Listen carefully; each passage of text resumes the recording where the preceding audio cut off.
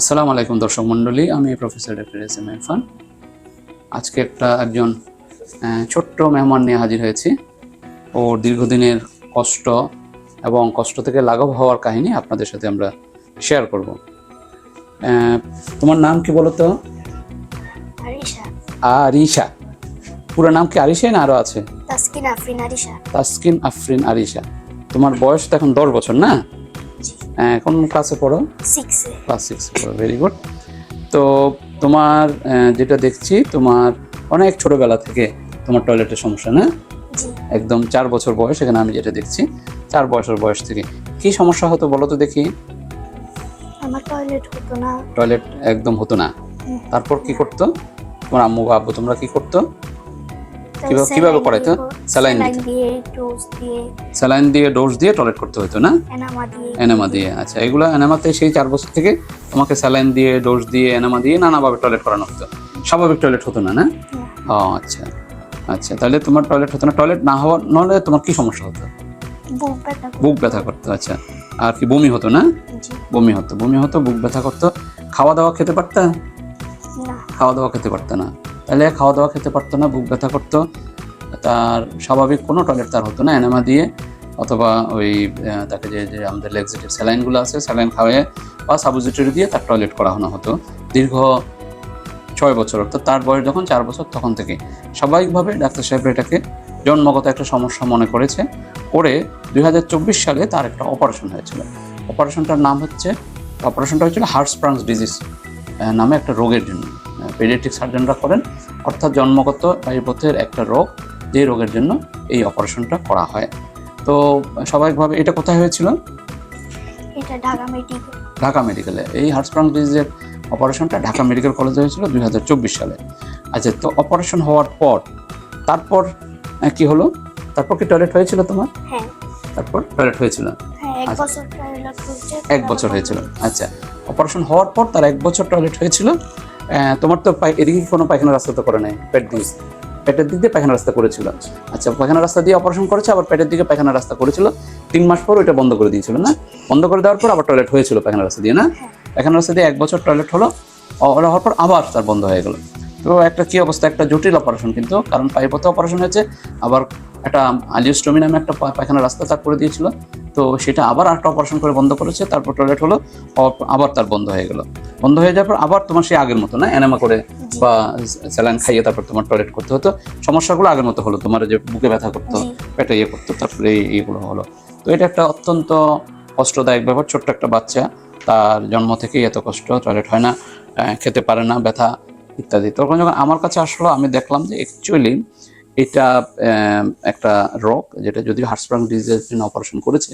হার্টস্প্রাংসের জন্য সেকেন্ডারি ছোটো বাচ্চাদের সাধারণত এই জন্যই হয় একটা রোগ। সেই রোগটার নাম হচ্ছে ওডিএস, অবস্ট্রাকটেড ডিফিকেশন সিনড্রোম, সহজ বাংলায় বাধাগ্রস্ত মল। বইপত্রে বা সব জায়গায় বলা হয় এটার কোনো চিকিৎসা, সাকসেসফুল ট্রিটমেন্ট নাই। এটার যে অপারেশনটা আছে নর্মাল কনভেনশনাল স্টার অপারেশন, এটাতে ভালো হয় না, 30% পর্যন্ত রোগী ভালো হয়।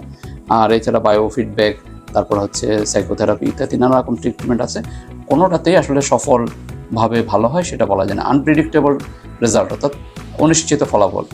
যাই হোক, এর প্রেক্ষাপটে আমি আগে অনেকগুলো ওই যে পুরোনো ওডিএস অপারেশন করেছি, স্টার অপারেশন, সেম অবস্থা, ভালো হয় না, 30% ভালো হয়। আমার মতো বাংলাদেশের অনেক ডাক্তার করেছেন, এখন ছেড়ে দিয়েছেন। এরপর আমি একটা অপারেশন আবিষ্কার করলাম বা বের করলাম বলা যায়, কারণ আমি দেখে দেখলাম যে এই অপারেশনের কাজ হয় না। এই অপারেশনের আমি নাম দিয়েছি মডিফাইড স্টার। এটাও পাইপথ দিয়ে একটা অপারেশন, মেশিন দিয়ে। এই অপারেশনে কিন্তু রুগীরা ভালো হয়। এখন আমার রুগী আরিশা কেমন ভালো হলো আমরা দেখি। আরিশার আমি অপারেশন করেছি 17/1/2026, হ্যাঁ, আজকে থেকে ধরেন প্রায় 1 মাস আগে আমরা অপারেশন করেছি। 17 তারিখ অপারেশন করেছি, 18 তারিখ তুমি বাসায় চলে গিয়েছো না? বাসায় চলে গিয়েছো এবং খাওয়া দাওয়া করেছো পরে স্বাভাবিকভাবে, তাই না? পরের দিন থেকে তুমি স্বাভাবিকভাবে খাওয়া দাওয়া করছো। তোমাকে কি বিছানায় শুয়ে থাকতে হয়েছিল? তোমার কি পায়খানার অন্যদিকে রাস্তা করে দেওয়া হয়েছিল? না, কিছুই করা হয় না। তো অপারেশনের পর তুমি টয়লেট করলা কখন? অপারেশনের কয়দিন পর মনে আছে? 2 দিন পর। 2 দিন পর তুমি টয়লেট করলা। টয়লেটটা কেমন ছিল? মানে স্বাভাবিক টয়লেট হয়েছে না আগের মতো অনেক কষ্ট করে? স্বাভাবিক টয়লেট, একদম প্রথম থেকেই। তার অপারেশনের পরেই 2 দিন পর তার টয়লেট হয়েছে। 2 দিন হয় না, কারণ হচ্ছে আমরা তো ওই বাউলটা ক্লিয়ার করে দিই, পায়খানা সব পরিষ্কার করে ফেলি, তারপর খাওয়া দাওয়া করার পর মলটা তৈরি হয়, পায়ের পথে যায়, পায়ের পথে যাওয়ার পর প্রথম যে টয়লেটটা তার হয়েছে সেটাই একেবারে স্বাভাবিক টয়লেট হয়েছে। এরপর থেকে সে স্বাভাবিক টয়লেট করছে, তারপর থেকে তো তুমি স্বাভাবিক টয়লেটই করছো না? এখন কি প্রতিদিন টয়লেট হয়? জি প্রতিদিন তোমার টয়লেট হয়, স্বাভাবিক টয়লেট হয়, টয়লেটের ব্যাগ আসে, তুমি টয়লেটে গিয়ে বসো, বসলে টয়লেট মোটামুটি হয়ে যায় না? কারণ তোমার তো আগে যেই বুকে ব্যথা হতো, তারপর হচ্ছে তুমি বমি হতো, তারপর খেতে পারতো না, এগুলো এই সমস্যাগুলো কি আছে এখন? না এখন নাই, তোমার আর বমি আর হয় নাই না? না বুকে ব্যথাও করে না। তো দেখেন এই পায়ের পথে সমস্যার জন্য তার বুকেও ব্যথা করতো, কারণ গ্যাসটা উপরের দিকে প্রেশার দিয়ে বুকে ব্যথা করতো, সেটাও ভালো হয়ে গেছে, অনেকটা বলা যায় ম্যাজিকের মতো। তো এটা একটা অসাধারণ একটি অপারেশন যেটা আমি আবিষ্কার করেছি। এটা বিশেষ করে এই ছোট ছোট বাচ্চারা যাদের আসলে কোনো রকম মানে কেউ কোনো রকম তাদেরকে আশ্বাস দিতে পারে না যে ভালো হবে, কারণ ঢাকা মেডিকেলের মতো জায়গায় নিশ্চয়ই সবচেয়ে ভালো চিকিৎসক সার্জন যিনি তিনি অপারেশন করেছেন, সাধারণত পেডিয়াট্রিক সার্জনরাই অপারেশন করেন, তার অপারেশন করেছে কিন্তু সে ভালো হয়নি। এতে হতাশাজনক বিষয় আর কিছু নেই। তো এখন সে সম্পূর্ণ ভালো, একেবারে স্বাভাবিক টয়লেট করে, স্বাভাবিক খাওয়া দাওয়া করে, তার শারীরিক এই যে সমস্যাগুলো ছিল কিচ্ছু নাই।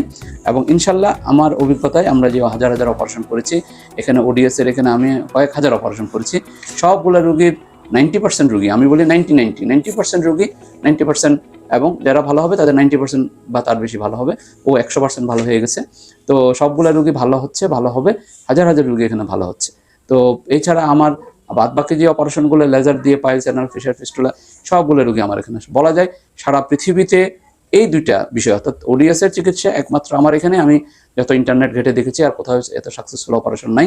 আর লেজার দিয়েও আমার যেখানে যে অপারেশনগুলো হয় সেগুলো সারা পৃথিবীতে এত বেশি সাফল্য কোথাও নেই। তো সুতরাং বলা যায় যে আমার এই সেন্টারটা ডক্টর ইরফান কোলোরেক্টাল সেন্টার সারা পৃথিবীর অন্যতম ছোট একটা দেশ, গরিব দেশ, কিন্তু পৃথিবীর সেরা একটা সেন্টার অ্যাজ পার রেজাল্ট, ফলাফলের ভিত্তিতে রেজাল্ট। আজকে আরিশা ভালো হয়ে গেছে, এটা দেখে আমাদেরকে অত্যন্ত আনন্দ লাগছে, খুশি লাগছে, এবং আমি আশা করি সে খুব একটা সুন্দর জীবনযাপন করবে পরবর্তীতে।